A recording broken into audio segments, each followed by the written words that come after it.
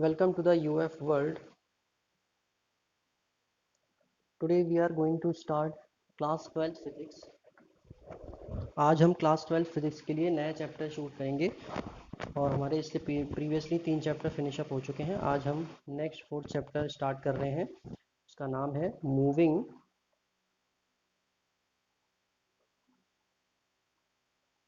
Charges and magnetism. Moving charge और magnetism के regarding ये चैप्टर है। तो इसमें स्टार्ट करने से पहले कुछ पॉइंट्स हैं वो हम क्लियर कर लेते हैं। देखो, आपको पता होगा ये चैप्टर जो है मैग्नेटिज्म के रिगार्डिंग है। ठीक है। अब देखो, ये सबसे पहली चीज़ हमें समझने की इसमें क्या है, मैग्नेटिक फील्ड। मैग्नेटिक फील्ड किसी भी मैग्नेटिक पार्टिकल का या फिर हम कहें मैग्नेट का, सिंपली मैग्नेट का एक ऐसा सराउंडिंग एरिया है जिसके अंदर अगर कोई चीज़ होगी तो वो क्या होगा, मैग्नेटिक इफेक्ट से इन्फ्लुएंस होगी, पर उसको जो है इफेक्ट पड़ेगा। ठीक है, तो हम इसको शॉर्ट में कह सकते हैं surrounding area, surrounding area in which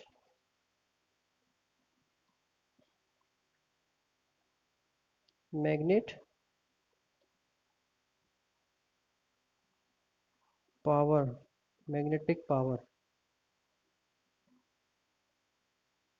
influence फर्क पड़ता है, यानी कि उस एरिया, वो एरिया जिसके अंदर अंदर मैग्नेटिक पावर जो है अपना इफेक्ट अप्लाई करती है, उसे हम कहते हैं मैग्नेटिक फील्ड। मैग्नेटिक फील्ड की जो मेजरमेंट होती है यूनिट, वो आपकी टेस्ला है या आपकी एसआई यूनिट कंडीशन में होती है। और जब आप सीजीएस की बात करते हैं तो यहाँ पर ये यूनिट हो जाती है गॉस।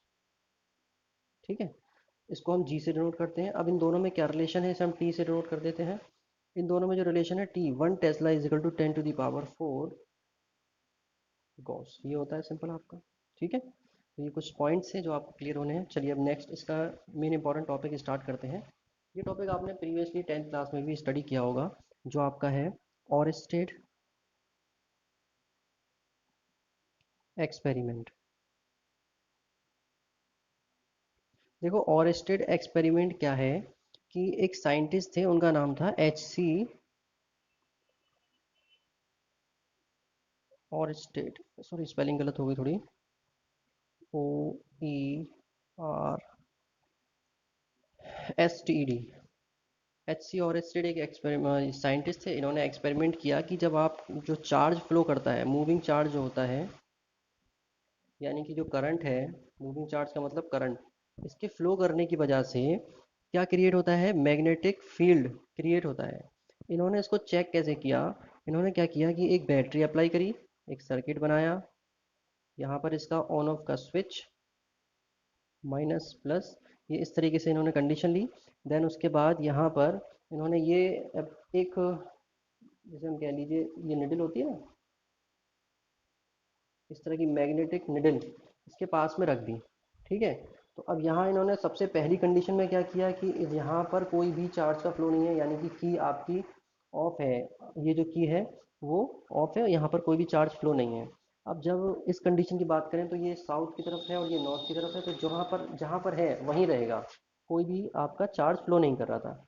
अब बात आई कि अगर हम इसमें क्या करें, बैटरी को ऑन कर दें, मीन्स स्विच को ऑन कर दें, तब कंडीशन क्या बनेगी। इस कंडीशन में जब इन्होंने ये काम किया तो ये जो बैटरी है आपकी, स्विच आपका कनेक्ट हो गया। यहाँ पर जो आपका ये था, निडल थी, उसमें क्या हुआ, डिफ्लेक्शन हो गया और ये साउथ, ये कुछ इस तरीके से डिफ्लेक्ट होकर साउथ पोल यहाँ आ गया और नॉर्थ पोल यहाँ आ गया, डिफ्लेक्शन आ गया इसमें। ठीक है, और ये डिफ्लेक्शन जो आया था वो आया था जब ये डायरेक्शन इस तरफ जा रही थी ये। ठीक है, ये डायरेक्शन जा रही थी, ये डायरेक्शन नहीं है सॉरी, माइनस से प्लस की तरफ ये डायरेक्शन जा रही थी करंट की। ठीक है, करंट में माइनस से प्लस की तरफ फ्लो करना स्टार्ट किया, तो क्या हुआ, यहाँ पर डिफ्लेक्शन आ गया साउथ पोल की तरफ, साउथ पोल इधर डिफ्लेक्ट हो गया। ठीक है, इस साइड पर। तो अब ये तो एक कंडीशन हो गई। इन्होंने क्या किया, फिर बैटरी के पोल्स को चेंज कर दिया। बैटरी के पोल्स को चेंज करा तो ये प्लस आपका था, ये यहाँ पर माइनस हो गया। इस तरह से ये 2 पोल बन गए यहाँ पर। ये आपका जो की है वो कनेक्टेड है, और यहाँ पर भी सिमिलरली जो करंट है वो फ्लो कर रहा है। ठीक है, अब करंट की डायरेक्शन चेंज हो गई। तब जब डायरेक्शन उन्होंने चेंज करी तो क्या हुआ, ये जो आपकी निडल थी, उसने क्या किया, इस तरीके से फिर चेंज कर दिया। ये अब डिफ्लेक्शन उस साइड पर हो गया, ठीक है। ये डिफ्लेक्शन जो हुआ ये साउथ नॉर्थ या ये आपका साउथ और नॉर्थ हो गए। देन जो डिफ्लेक्शन हुआ वो आपका डायरेक्शन का थोड़ा सा डिफरेंट है, वो चेंज आप चेक कर लेना, ईस्ट और वेस्ट का कुछ डिफरेंशिएट हो सकता है। तो ये इस तरह से वेस्ट की तरफ चला गया, यहाँ पर ईस्ट की तरफ चला गया। क्यों हुआ ये ऐसा, समझ रहे हैं ये क्यों हुआ, क्योंकि हमने क्या करा, उनके पोल्स को चेंज कर दिया। तो ये इनका कुछ छोटा सा एक्सपेरिमेंट था जिन्होंने किया, और काफ़ी इन्होंने स्टडी भी की, जो आपके में शॉर्ट में दिया हुआ है, क्योंकि टेंथ में आपने डीपली पढ़ लिया है इसको, तो ये शॉर्ट में दिया हुआ है। अब यहाँ पर जो कुछ पॉइंट्स हैं मैं उनको डिस्कस कर दूँ। पॉइंट्स क्या है यहाँ पर, कि सबसे पहली चीज़, मैग्नेटिक फील्ड जो क्रिएट हुआ है इधर, अगर निडल आपकी डिफ्लेक्ट कर रही है तो वो क्यों कर रही है, because of the magnetic field. Current के फ्लो करने की वजह से मैग्नेटिक फील्ड क्रिएट हुआ। अब ये जो मैग्नेटिक फील्ड क्रिएट हुआ है उसकी डायरेक्शन क्या होगी, उसकी डायरेक्शन डिपेंड करेगी आपकी डायरेक्शन ऑफ करंट पर। जो करंट की डायरेक्शन है, direction of current D O C, इस पर डिपेंड करेगी, समझ रहे हैं। ठीक है, डायरेक्शन ऑफ करंट पर डिपेंड करेगी आपकी मैग्नेटिक फील्ड की डायरेक्शन, पहली चीज़। अब आता है ये कि जो मैग्नेटिक फील्ड की डायरेक्शन है हम किस तरीके से फाइंड आउट कर सकते हैं। आपने एक लॉ पढ़ा होगा, राइट हैंड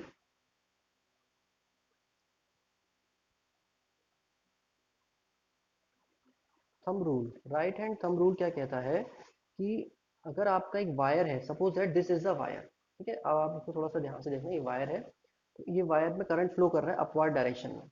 तो इसी डायरेक्शन में मैं अपना थंब पुट कर देता हूँ, और इसको मैं यहाँ प्लेस करता हूँ वायर को अपने हाथों के इधर बीच में, ठीक है, और ये डायरेक्शन आपका अपवर्ड डायरेक्शन में जा रहा है, थंब ऐसे करके समझ लीजिए डायरेक्शन है इस तरफ, और ये मेरा थंब है। तो जो आपका मैग्नेटिक फील्ड होगा उसकी डायरेक्शन ये इस तरह से होगी, मेरी जो उंगलियां हैं इनके अराउंड, ठीक है, ये कुछ इस तरह से डायरेक्शन होगी, समझ रहे हैं। तो ये रूल सिंपल सा थंब रूल कहलाता है, राइट हैंड का थंब रूल, ठीक है। ये जो ग्रिप बन रही है मेरे हाथ की उसी ग्रिप पर होगा, ये सिंपल सा थंब रूल है हमारा, ठीक है। ये सिंपल सा थंब रूल रहेगा हमारा। आई होप आपको ये समझ में आ गया होगा। अब एक पॉइंट और मैं आपको थोड़ा सा बहुत ही इंपॉर्टेंट पॉइंट है जो आगे काम आएगा। क्या होता है, इसको समझ लीजिए, पॉइंट वाइज समझ लीजिए, इसका नोट पॉइंट बना के लिख लेना है इसको।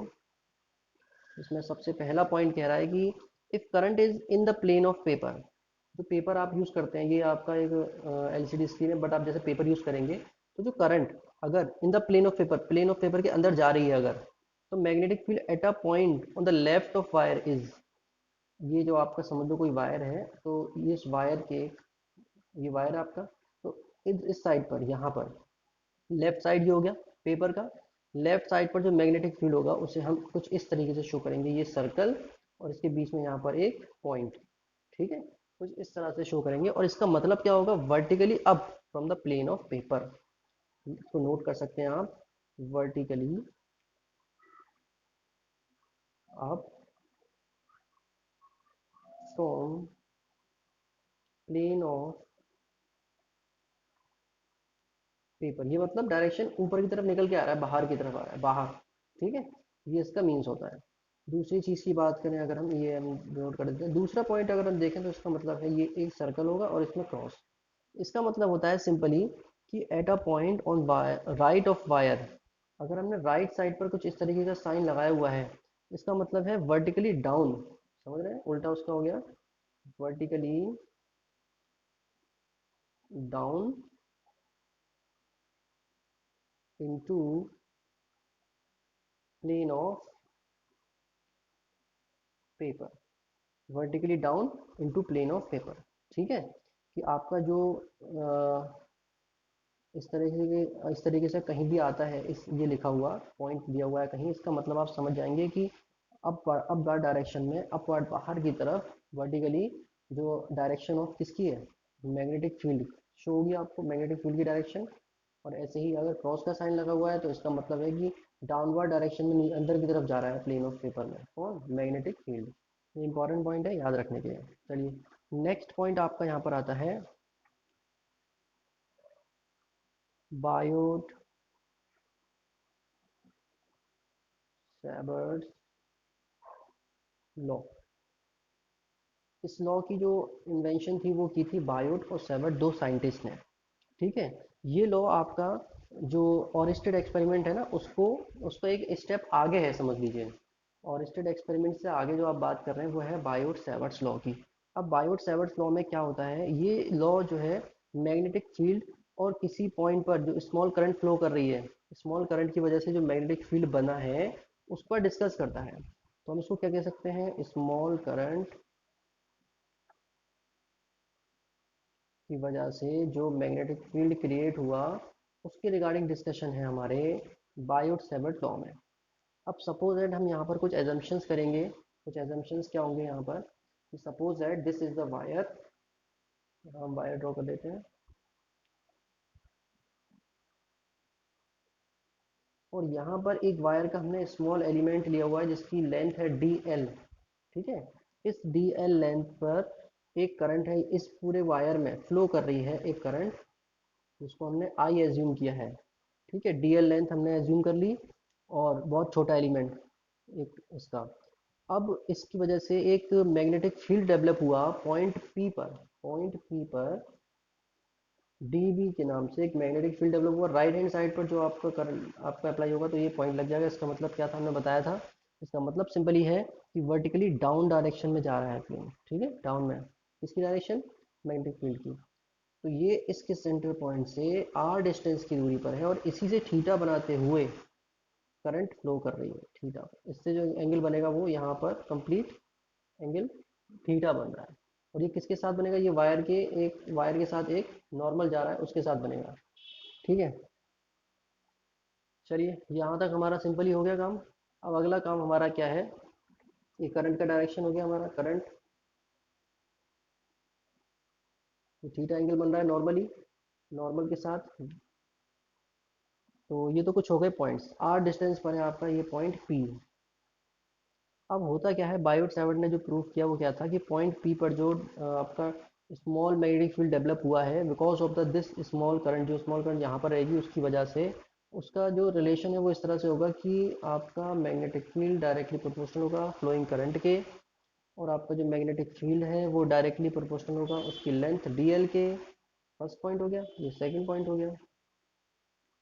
और थर्ड पॉइंट ये होगा आपका जो आपका डी बी मैग्नेटिक फील्ड है वो डायरेक्टली प्रोपोर्शनल होगा साइन थीटा के, यानी कि थीटा।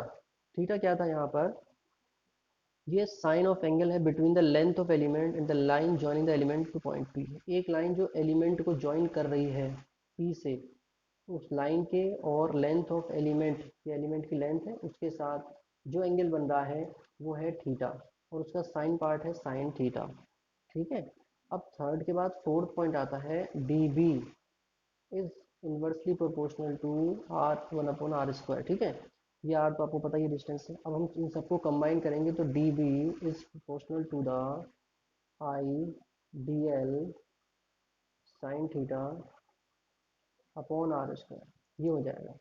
अब इसको अगर आप देखें तो सिंपली क्या है, ये combined form of the Biot Savart's law, combined form है इसकी। ये हो गया फर्स्ट स्टेप। नेक्स्ट स्टेप यहाँ पर आता है कि ये जो आपकी, अगर आप इसको प्रोपोर्शनल के साइन को हटाते हैं तो D B is equal to mu not upon four pi, ये कांस्टेंट अप्लाई हो जाएगा, I D L sine theta upon R square. Mu not upon four pi की एक वैल्यू होती है और इसे हम प्रोपोर्शनलिटी कांस्टेंट कहते हैं। म्यू नॉट आपका क्या होता है, अभी देखो हम इसको आगे डिस्कस करेंगे, चाहो तो आप नोट कर सकते हो, आगे हम डिस्कस करेंगे। डी बी इजिकल टू आया था mu not upon four pi I D L sine theta upon R square. Mu naught आपका क्या है, this is the permeability of free space. ठीक है, क्या है, permeability of free space, free space की परमिएबिलिटी। और इसकी वैल्यू कितनी होती है, इसकी वैल्यू होती है four pi into ten to the power minus seven tesla into metre per ampere. अगर हम इसके डायमेंशन फॉर्मूले की बात करें तो ये हो जाएगा simply M L T minus two A minus two. एक और फॉर्मूला इसका और जनरेट हो सकता है, वो है आपका weber per ampere into metre, weber per ampere into metre, ये हो जाता है। तो बायोट सेवर्ट लॉ आपने स्टडी किया, पॉइंट्स पुट आउट करे, यहाँ पर जो भी वैल्यूज आ रही थी वो हमने यहाँ लिख दी। अब देखो एक चीज़ और नोट पॉइंट है यहाँ पर, कि बायोट सेवर्ट लॉ में जो आपका डी बी यानी कि ये क्या है आपका मैग्नेटिक फील्ड, इसकी अगर आपको डायरेक्शन फाइंड आउट करनी है तो वो डायरेक्शन मिलेगी राइट हैंड स्क्रू लॉ, ठीक है। या फिर इसकी डायरेक्शन आप कैसे देख सकते हैं, right hand thumb law.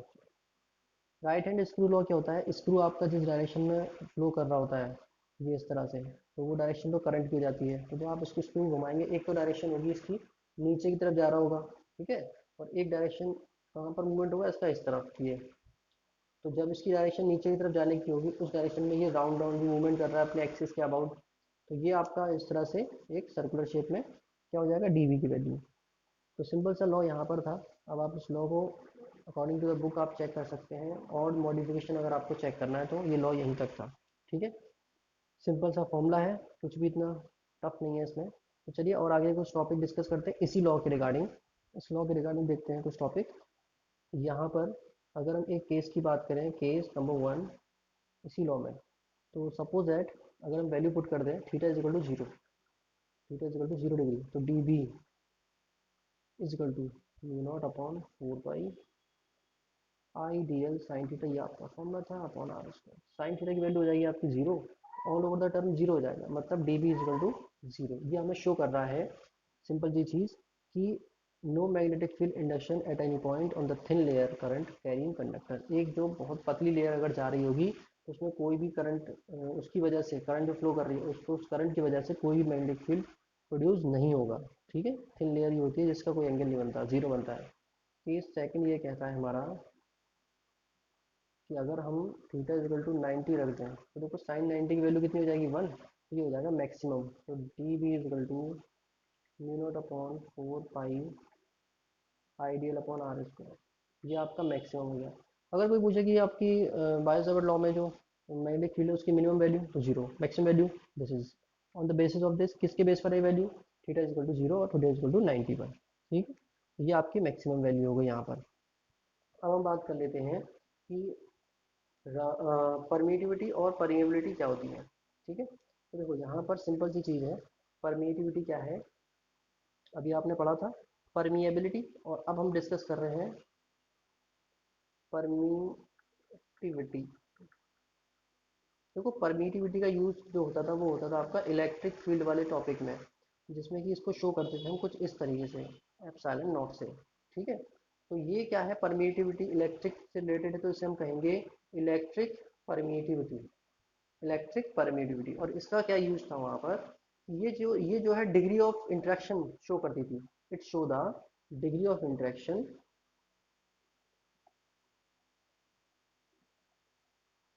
Of electric field to surrounding, जो आसपास की सराउंडिंग है, या फिर इसको हम कह सकते हैं मीडियम, सराउंडिंग कह लीजिए, या फिर आप इसको कह सकते हैं मीडियम, आसपास की सराउंडिंग या मीडियम के साथ जो इंटरेक्शन है इलेक्ट्रिक फील्ड का, उसे कहते हैं डिग्री, उसे कहते हैं इलेक्ट्रिक परमिटिविटी। ये तो हो गया इलेक्ट्रिसिटी के बारे में। ऐसे ही एक कांस्टेंट टर्म आता है जो अभी हमने पढ़ा था, परमिएबिलिटी। परमिएबिलिटी, परमिएबिलिटी क्या होता है आपका, म्यू नॉट। परमिएबिलिटी को अगर डिस्कस करें तो ये एक ऐसी फिजिकल क्वांटिटी है, quantity that measure the ability of substance to acquire magnetisation in magnetic field, degree of penetration of matter. यानी कि ये शो करता है कि अगर कोई कंडक्टर या कोई भी मटेरियल आपके मैग्नेटिक फील्ड में है तो उस मैग्नेटिक फील्ड को कितना एब्जॉर्ब कर सकता है, कितना एक्वायर कर सकता है, उसे कहते हैं परमिएबिलिटी ऑफ मैग्नेटिक फील्ड। अगर इन दोनों के मल्टीप्लाई करेंगे हम सिंपली, तो मल्टीप्लाई करके mu naught into epsilon not 1/4 epsilon not, ये वैल्यू हम सिंपली पुट कर रहे हैं यहाँ से जो हम यूज़ करते हैं प्रीवियसली, तो म्यू नॉट अपॉन 4 पाई, कुछ इस तरह से आता है। वैल्यू आप ये कंप्लीट और ये कंप्लीट पुट करेंगे इसके रिगार्डिंग, तो आएगा 1 इंटू 10⁻⁷ और 9 इंटू 10⁻⁹, फाइनल आंसर आएगा 1/3 इंटू 10⁸ स्क्वायर। ये होता है आपका 1/c²। सी आपकी क्या है, स्पीड ऑफ लाइट को शो कर रही है, बस इनका डाटा इसके कॉल आ जाता है, ये कहने का मतलब है, ठीक है। चलिए कुछ और टॉपिक देखते हैं एक दो, उसके बाद अपने लेक्चर को फिनिश अप करते हैं। देखिए आज का फाइनल टॉपिक जो रहेगा हमारा, magnetic field due to current carrying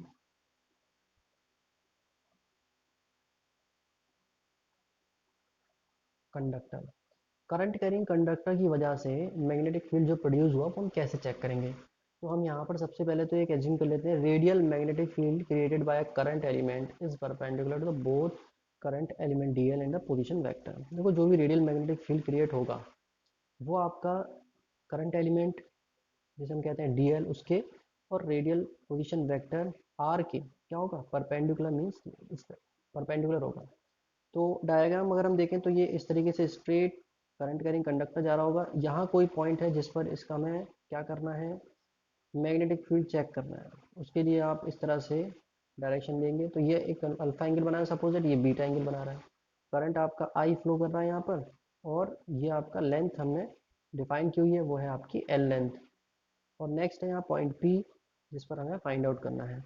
तो इसका और ये जो डिस्टेंस है आर, ये डिस्टेंस आर हो जाएगी। इसका डायरेक्ट फॉर्मूला सिर्फ हमें मेथड वाइज पूरा ड्राइव करके नहीं दिया हुआ है सिलेबस में। डायरेक्ट फॉर्मूला इसका सिंपल ये रहता है, बी जो मैग्नेटिक फील्ड अप्लाई हुआ वो mu not upon 4 pi into I upon R sine alpha plus sine beta. ये आपका भी प्रीवियस आपका बायो सेवर लॉ था ना, उसी से रिलेटेड है। ठीक है, तो ये रहेगा सिंपल सा फॉर्मूला। अब हम बात कर लेते हैं इसको थोड़ा सा, अगर और मैग्नीफाइड और ड्राइव करें तो अगर एक इनफाइनाइट लंबा वायर लेंथ वायर है, इनफाइनाइट लॉन्ग वायर की अगर हम बात करें तो यहाँ पर अल्फ़ा और आपका बीटा दोनों हो जाएंगे 90 डिग्री। 90 डिग्री में ये 90 ये 90, ये वैल्यू क्या हो जाती है आपकी 1 1 करके ख़त्म। 1/2, 2 से 4 डिवाइड हो जाएगा तो बी इजिकल टू आ जाएगा mu not upon 2 pi I upon R, ये इस कंडीशन की वैल्यू बन जाएगी। ठीक है, आई होप आपको ये टॉपिक समझ में आए होंगे। अगली बार हम टॉपिक स्टार्ट करेंगे, वो बहुत ही लेंथी है थोड़ा सा, तो ध्यान से इसको समझने और पहले से ही इसका स्टडी करके रखिएगा। और वो टॉपिक क्या है, magnetic field on axis of circular current carrying loop. एक सर्कुलर करंट कैरिंग लूप होगा, उसकी वजह से किसी पॉइंट पी पर मैग्नेटिक फील्ड जो डेवलप हुआ उसके उसका डिस्कशन करेंगे। चलिए मिलते हैं नेक्स्ट लेक्चर में। Stay home, stay safe, have a nice day.